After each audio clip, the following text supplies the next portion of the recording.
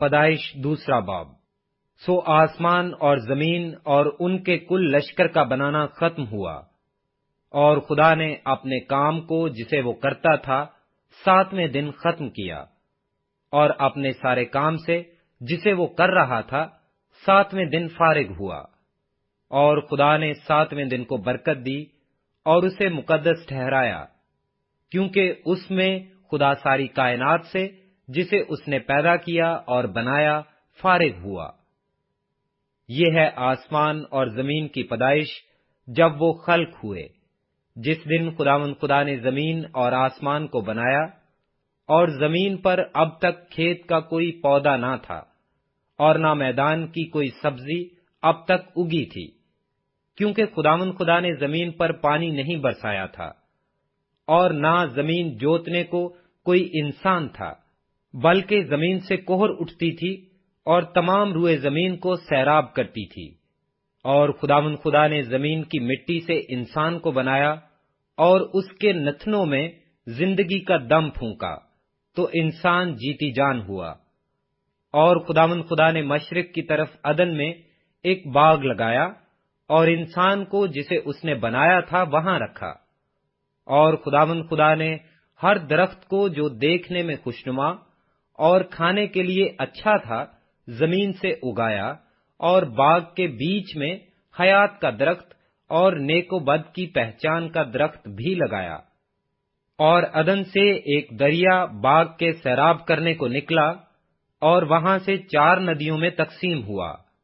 پہلی کا نام فیسون ہے، جو حویلا کی ساری زمین کو جہاں سونا ہوتا ہے گھیرے ہوئے ہے، اور اس زمین کا سونا چوکھا ہے، اور وہاں موتی اور سنگے سلیمانی بھی ہیں۔ اور دوسری کا نام جیہون ہے، جو کوش کی ساری زمین کو گھیرے ہوئے ہے۔ اور تیسری ندی کا نام دجلہ ہے، جو آسور کے مشرق کو جاتی ہے، اور چوتھی ندی کا نام فرات ہے۔ اور خداوند خدا نے آدم کو لے کر باغ عدن میں رکھا کہ اس کی باغبانی اور نگہبانی کرے۔ اور خداوند خدا نے آدم کو حکم دیا اور کہا کہ تو باغ کے ہر درخت کا پھل بے روک ٹوک کھا سکتا ہے، لیکن نیک و بد کی پہچان کے درخت کا کبھی نہ کھانا، کیونکہ جس روز تو نے اس میں سے کھایا تو مرا۔ اور خداوند خدا نے کہا کہ آدم کا اکیلا رہنا اچھا نہیں، میں اس کے لیے ایک مددگار اس کی مانند بناؤں گا۔ اور خداوند خدا نے کل دشتی جانور اور ہوا کے کل پرندے مٹی سے بنائے، اور ان کو آدم کے پاس لایا کہ دیکھے کہ وہ ان کے کیا نام رکھتا ہے۔ اور آدم نے جس جانور کو جو کہا وہی اس کا نام ٹھہرا۔